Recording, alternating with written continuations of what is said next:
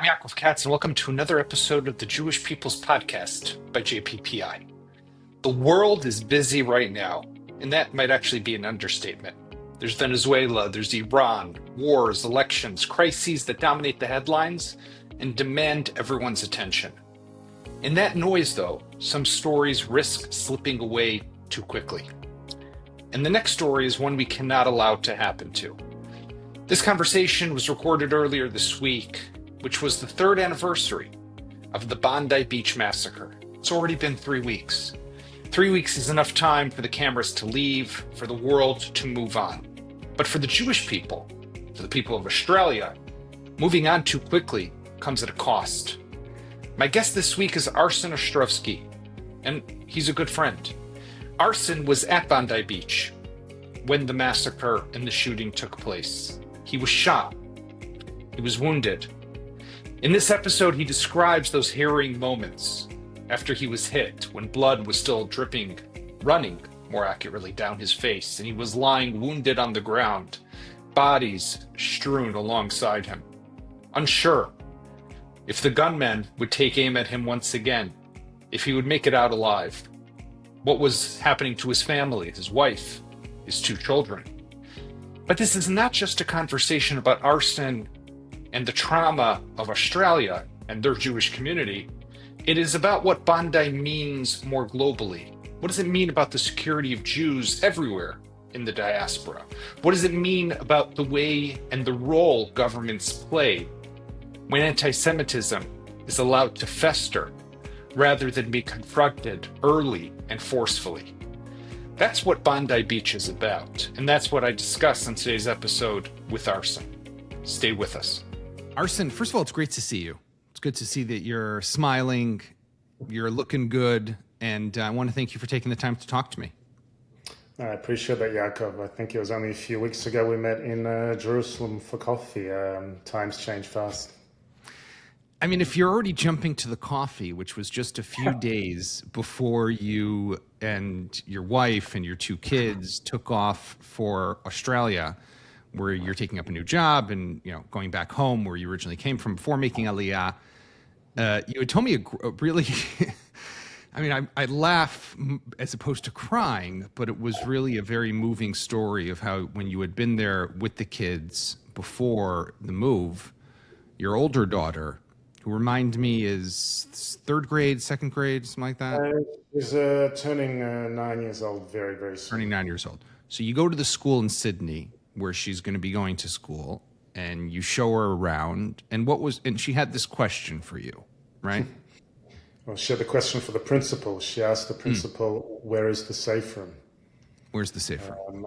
Now, to go a little bit back, when we had told our children that we would be relocating to Australia, my daughter, the same one you just referred to now, in her exuberance, had said that, Abba, Dad, does that mean no more boomies? No more rockets, sirens, dashes to the bomb shelter as any other child in Israel, certainly the last period since October 7th has known only too well, sadly. And I said, no, sweetie, no more boomies. We're going to Australia. It's a long way away, so that there's no more boomies. And as a parent, as a father, and I feel like I let my daughter down in that instance. There's one in this day and age never makes any guarantees of any kind. But your number one duty is to protect your children, and I felt, to be honest, in that instance, letting my daughter down. This was not expected. This is, what happened on December 14th. It looked like a war zone, except this wasn't Gaza. This wasn't Israel in the Middle East. This was the iconic Bondi Beach. So let's go back to that day. I mean, horrific attack. A massacre, I guess one could call it, for lack of a better term. Hanukkah, first night of Hanukkah, lighting at the iconic Bondi Beach in the heart of Jewish Sydney to some extent. I try to explain to Americans kind of what it is. And New Yorkers, I think, get it. It's because if you walk through Central Park on a Shabbat afternoon, and you get to, I think, the Great Lawn, it's called. It's full of Jews, Orthodox Jews, non-Orthodox. Everyone's just walking and going for a stroll in good weather. That's kind of what Bondi Beach is, to an extent, right? It's this place just where so many people congregate, beautiful beach in Sydney. And you're just, what, a week on the ground in Australia now with the family? It was at that point a little over 2 weeks, but still living out of suitcases. And you're attending this Hanukkah event. You're waiting to get your hot dog, right? As we saw this week on Twitter, you finally got your hot dog. But you're waiting finally to got that hot dog. Yes, you got the hot dog, and then what happens? So like so many families, the hundreds of people. We came there as well to to celebrating the first night of Hanukkah. There were children, there were families, there were elderly people, there were amusement rides, there was a little petting zoo, kids' activities. So it was a really beautiful, warm, just really wonderful atmosphere. And I should say, that they do this here, the Chabad puts it on Bondi Beach every year for I don't know how many years now. And it's always a beautiful, warm, open experience. And just before the shooting began, my wife and kids went to sit down to watch the ceremony, which was about to start. And I had gone just off to the side a little bit to get some food, that now infamous hot dog, as you noted. And as I'm just about to be served, I hear this boom. And my first thought is not a mass shooting terror attack, but I thought it was a balloon. There are kids' activities, clowns, and so on. So my automatic reflex presumption was it must be a balloon or something like that. But then it was bang, bang, bang, non-stop. It was just incessant. And all of a sudden, people started running. And I'm seeing parents picking up their children. I'm seeing people falling down. I'm seeing smoke billowing from the grass as the bullets are hitting, and I straight away I ducked. There was a little pavilion / picnic area, and so I ducked, but immediately realizing that my wife and children are away. They're about 20, 30 meters away from me, and they would have been in an area that was completely exposed. And the shooters were firing from an elevated position from this footbridge and from the path of the main street as well. So I knew that would have been right in the middle. And I immediately got up, still as the shooting is going on. And by shooting, I mean literally, it's a hail of bullets, just non-stop. You didn't know which way it was coming from at that point. And so I got up immediately to try and run towards them, which is when I got hit. I basically got up, started to make a move, and got hit and fell to the ground. And it was like I knew I was hit. At that moment, sort of the adrenaline kicks in. You don't know the full extent, but it felt like in that instance that someone opened a faucet and the blood just started gushing out. Just gushing, and I fell to the ground screaming, I'm hit, need help. But no one could help me, because there were people on the ground, bullets were flying, no one could even get up at that point. And there was this elderly couple next to me, and the husband took a shirt and gave it to me to put as a bandage. I see on my right was an elderly man crouching over his wife on a bench. He was lifeless. His hand was crouching over, and you just see blood going drip, drip, drip.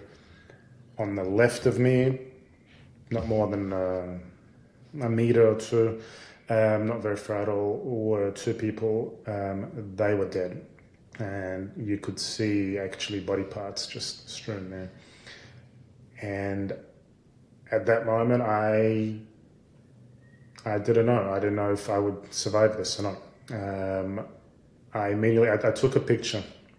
Actually, first I tried to call my wife, but I couldn't reach her. And then I took a picture, this picture that's now sort of gone gone viral, where I'm sort of look like I'm on the grass, and I took the picture for two reasons. I didn't. You're on By the the way, grass in blood. Your face is covered in blood. Has to be said. correct. It wasn't, by the way, even I wasn't the one that actually posted the picture. It was an Israeli friend, a journalist, no less, but a wonderful guy, and some that was fine. But I took the picture for two reasons. One, because I wanted to see how bad I was hit. Because when I was hit, I put my hand on my head, and I could feel sort of the part of the flap. And then when I looked at my hand, it was just red, just covered in blood. So one, I wanted to see what it looked like and how bad I was hit. And the other reason I took it is because that was the last picture I sent to my wife with the words "love you," not knowing if those were going to be the last two words I said to her. She messaged me, I think it was maybe 5 or so minutes later. I think the shooting was still happening, to say that they were okay. At that moment, Yaakov, you know me, and you know that I'm not the most observant of Jews, okay? But at that moment, I started reciting the Shema. I don't know, I don't do it every day. I don't know what compelled me to do it in that instance. Perhaps it was the knowledge that my wife and kids were safe and I could breathe, but not knowing if those were going to be the last breaths that I took. Wow. And Arsen, has to be said, I mean, tell our listeners, our viewers, just the wound itself grazed your head, right? Just on the left side, millimeters away from what would have been a very different ending. Well, the doctors literally said that it was millimeters between life and death, and in their words, it was a miracle. So, I mean, I got a lot of questions, but I want to start. I don't have all the answers. You can have all the questions. Obviously. I don't have all the answers. I want to start. I mean, can we go back to your daughter for a second? Because, I mean, you had told her, and you kind of hinted this. You had told her, we're going to a safe place. No more booms. You don't even need a mamad. You don't need a safe room. You're 2 weeks on the ground in Australia. You've been hit now by a bullet. People have been killed. 15 people massacred at this Hanukkah event.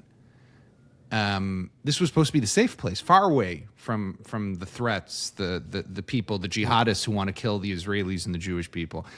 Before we talk about the bigger geopolitical significance, the antisemitism, the Jewish community, what do you tell your daughter?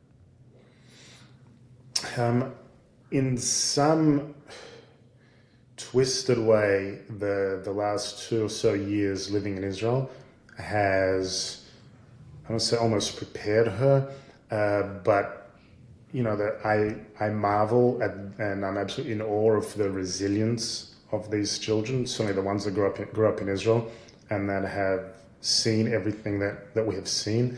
I mean, she knows to some extent what her father does. Obviously, you try and spare your kid the details, but you know, the running back and forth to the bomb shelters as we have. You know, at one point in Israel, the same daughter, she would put her flip-flops at a certain angle, knowing that if in the middle of the night you have to run to the bomb shelter, that this would be the easiest and fastest way to get into her slippers. You know, these are the thoughts going through a 8-year-old kid. So in a lot of ways, I think these last 2 years somehow gave her that mental strength to deal with this. Resilience. That sense of resilience. I mean, what she doesn't know, and what my wife didn't know until after we were reunited at the hospital, is that they actually would have ran almost right past me when the shooting was happening without knowing that I was in that spot. Wow. And not knowing at the time that there were literally bodies sort of on either side. So they got incredibly lucky in their own right, which is in itself a story. But look, it is different when it's your father or blood. It is different when it's your father who's spending 3-4 days at the hospital with the images sort of now plastered all over the news. So we try and answer in a way that we can without shattering, the innocence of a child, but also without giving them a completely false sense of hope. But we also try and control, I suppose, in some respects, the information which they are exposed to, and images or the videos which they see. But they know that their father was hit. They know that it was close, that I was in hospital. But they also know that I'm back and that I'm with them now. The shattered innocence of a child, to some extent, is also the shattered innocence or security of a community.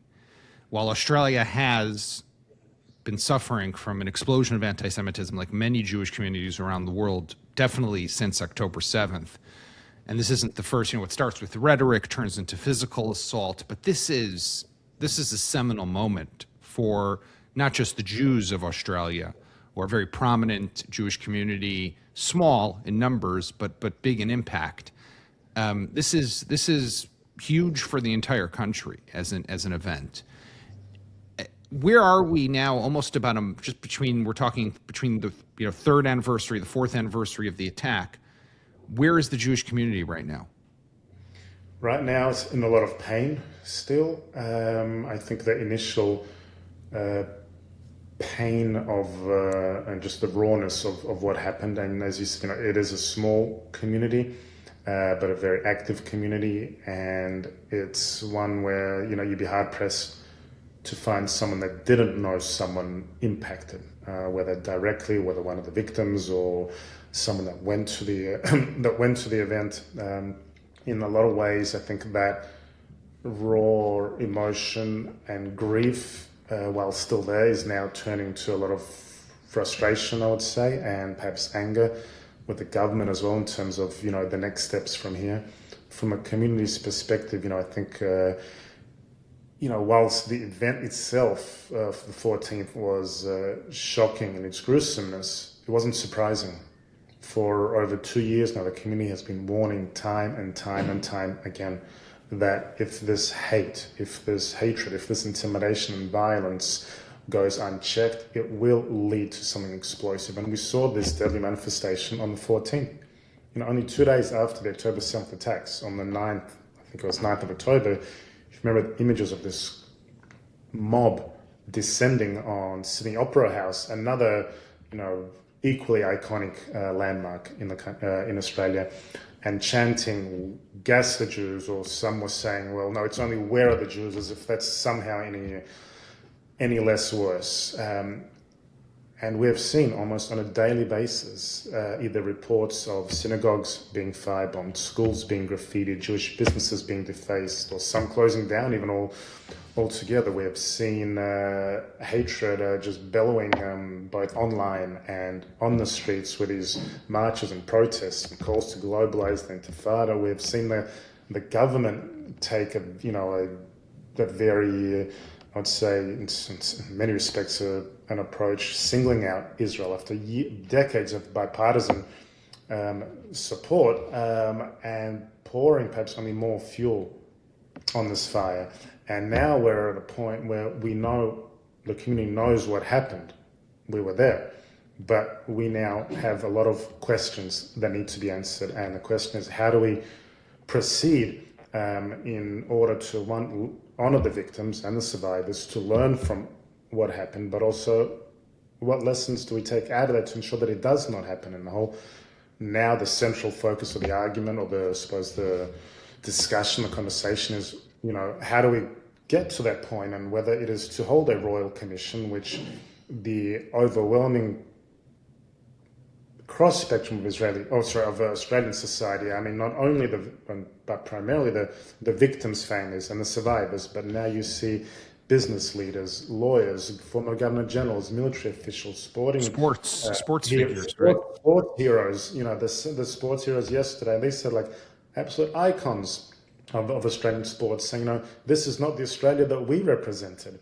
So there's incredible groundswell, but regrettably the government is refusing to heed those. And the government, the Albanese government, is refusing, you think, because a royal commission, which is basically a state commission of inquiry to some extent, would discover that the anti-Semitism I don't want to say state sanctioned, but that the foundation is, like you said, when it was allowed to fester back in October of 23 at the Opera House, and that was allowed to be said, this was going to happen one day, somewhere, somehow.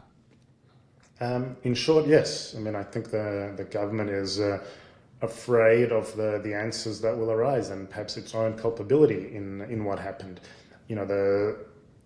It's all well to say that we condemn anti-Semitism. It doesn't represent Australian society, but when it keeps happening over and over again, questions need to be raised. And the government has said that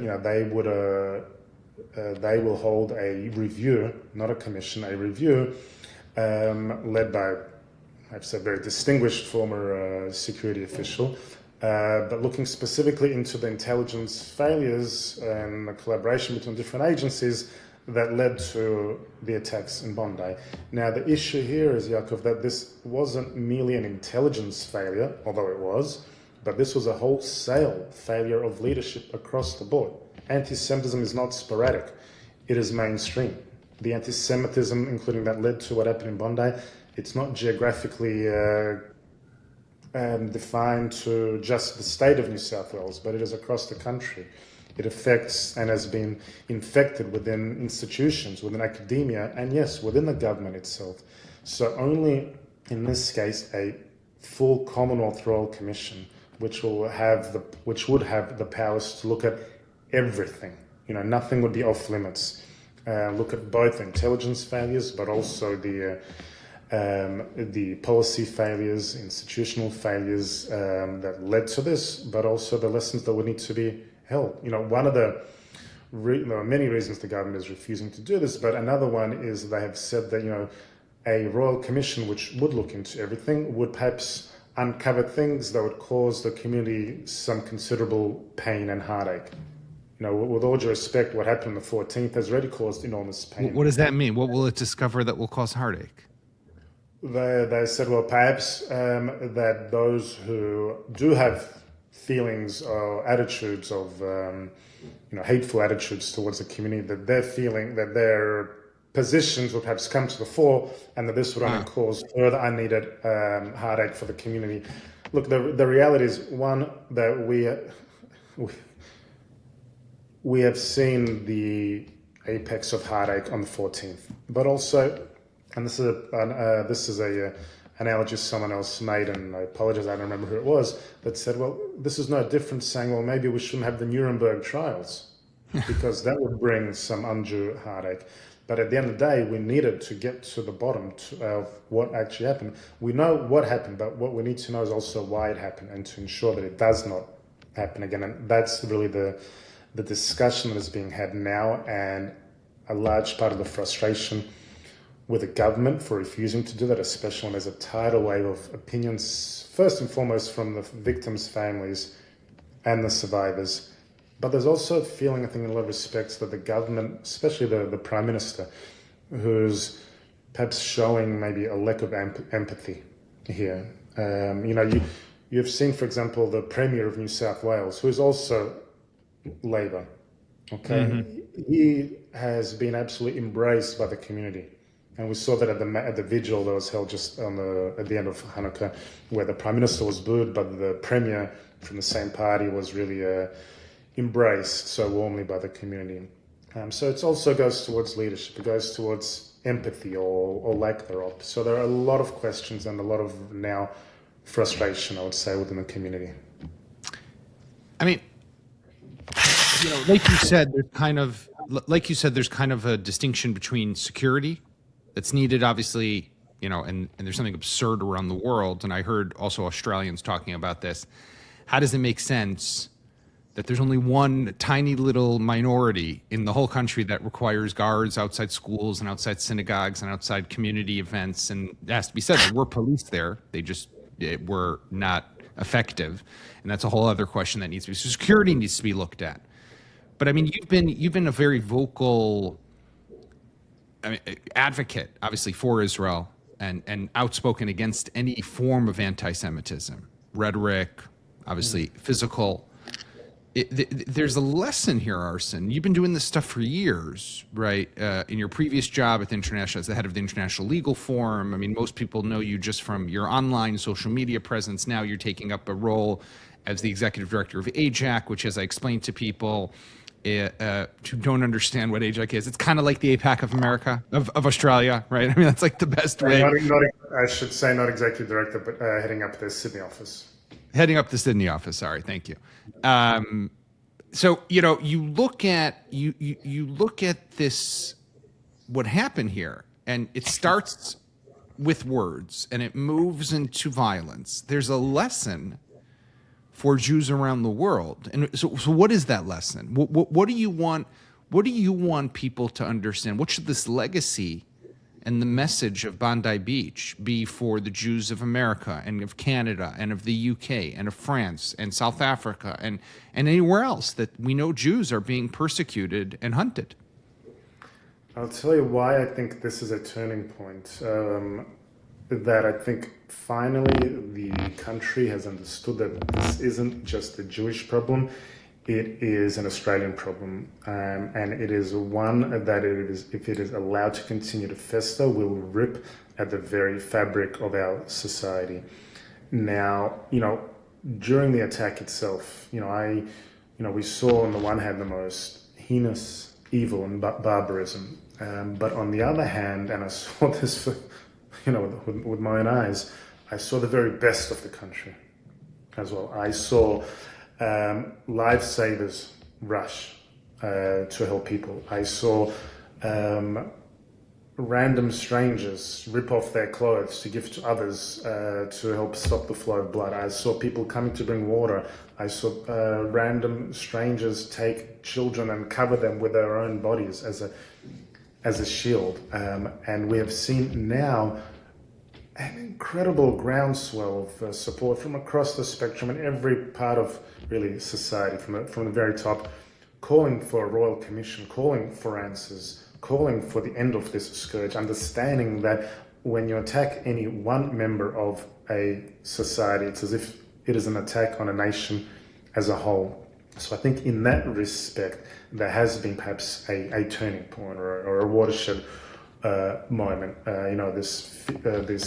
These feelings and non-Jews that are really speaking out and in many ways leading, I suppose, the charge now in calling for the truth, in showing solidarity, which we've had here in Australia. I don't think it's been on this kind of level, but also the scenes that we saw in Bondi of thousands of people, not just at the massacre itself, but on the beach, people running for their lives. So I think it shook up a lot of people, and finally I think there is an understanding this isn't merely a Jewish issue, and I think that applies everywhere, whether it's Manchester, whether it's in the UK, whether it's in Canada, and whether it's in the United States, of course, as well. That there is this scourge of anti-Semitism in all its various manifestations and forms and mutations, but this doesn't affect just Jews. What starts with the Jews, it doesn't end just with them. And Lord Rabbi Jonathan Sachs, and I'm paraphrasing him,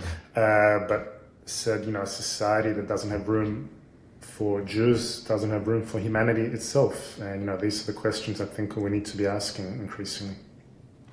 And one of the great challenges when it comes to this battle is that the attention and the focus is so difficult to maintain. I mean, we see what's just been going on in the last few days: Venezuela, Iran, Mamdani now taking office, in New York City. It's in him overturning, by the way, executive decisions that were made to protect Jewish people, and now saying, no, actually boycotts of Jews is okay, or boycotts of Israel. I mean, this is an ongoing, persistent battle. And I think that, like you said, it's something that people need to realize. And I also think, by the way, and I'm curious your thoughts here, and then I'll let you go, but what role does the Israeli government play in here? Because one of the things that I'm maybe a bit concerned about, and I want to hear your thoughts, is, look, if I'm a Jewish person, to some extent, I learned after October 7th, no matter where I am, if I live in Melbourne or Canberra or Nebraska or Florida or Texas, right, or anywhere in the world, I used to think, listen, I got nothing to do with Israel. What happens in Israel has nothing to do with me, right? But now we see, listen, if your name is Katz or Ostrovsky or Friedman or Feldman or Green, doesn't make a difference, right? People will look at you and they will see you as being a Jew, as being something also as a representative of what's happening in Israel. And there is that correlation. So is there a fear, maybe, Arsen, that people will say, listen, I should pull away from Israel. I don't want to be connected. I should pull away from Judaism, right? Despite me having this last name. I don't want it to be something that has to do with me. Is that one? And two, is there something that Israel should be doing here? Two things there. One, in terms of our Judaism, I can tell you that in the days after the attack, there were probably more menorahs lit than people have ever seen here. The number of doctors and nurses, I had to explain to them what a Hanukkah miracle was. I got, by the way, my wife to smuggle in a Hanukkah into the hospital room, which is a whole other episode. But you know, and Rabbi Eli Schlenger, who was tragically one of the first victims, and who very much was the light behind this Hanukkah festival for many years, and really an incredible figure in the community. He had actually spoken even before this about the response to antisemitism should be for us to be even prouder Jews and Zionists, for that matter. And I think we've seen that from a large number of Jews in the community, and many what we would call October 8th Jews that have been awakened in so many ways. So I think on the Judaism side, it has, I think, only seen a reaffirmation. You've seen more kippahs, seen more menorahs, seen more Jews, and also seen more non-Jews trying to understand, our own traditions. So I think that's been number one. Number two, from the Israeli side, I can tell you from my personal perspective, within days of the attack, I had received phone calls from President Herzog, Prime Minister Netanyahu, the Speaker of the Knesset, Amir Ohana, from the Foreign Ministry, and then even Amihai Shikli, the Diaspora Affairs Minister. He jumped on the first plane from Tel Aviv to Sydney. He visited me in the hospital. I did tell him the one condition was that he brings sufganiyah, which he did. So he came actually with the Israeli ambassador. So they have reached out, and in all the conversations I've had with them, it has been genuine and heartwarming and sincere. But we've also seen, for example, Israel sending trauma experts here. If any country has known so sadly what trauma means and how it ravages us and how it affects us also internally, it's Israel. So they've literally sent plane loads of trauma experts. We've seen, the Israeli insurance system even kick into play. So I think from the Israeli perspective, there was an incredible outpouring of solidarity as well, not just given the gravity of the attack and some of the very jarring images. So I think that's absolutely necessary. But I think we live in a day and age where, we understand that there are people who hide behind Israel as an excuse to carry out the attacks. And, we need to sort of expose that for the hatred that it does masquerade as. But ultimately, I think a lot of Jews here are even prouder Jews, even prouder Zionists, and understand that, when Jews are targeted anywhere, Jews are targeted everywhere. It's as if we're all responsible for one another. And certainly Israel as a Jewish state, I think, has that responsibility, not just in a symbolic sense, but as we've seen here in a physical sense, in terms of providing the kind of support that it can, the kind of experience, not just on the mental side, but also dealing with the extremist jihadist terror as well. Arsen Ostrovsky, I want to thank you so much for joining me. I want to send from here hugs to the kids, to you and your family. So glad that you're okay, and hearts still ripped apart by the loss of those 15 people.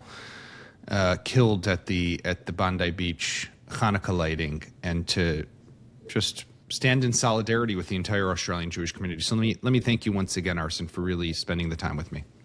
Thank you, Yaakov. Thank you again. Thanks for joining me on today's episode. You can find us, as always, where podcasts can be found on Spotify, Apple, YouTube, the website of Times of Israel. We'll be back next week with another episode of the Jewish People's Podcast. In the meantime, stay safe. Be well.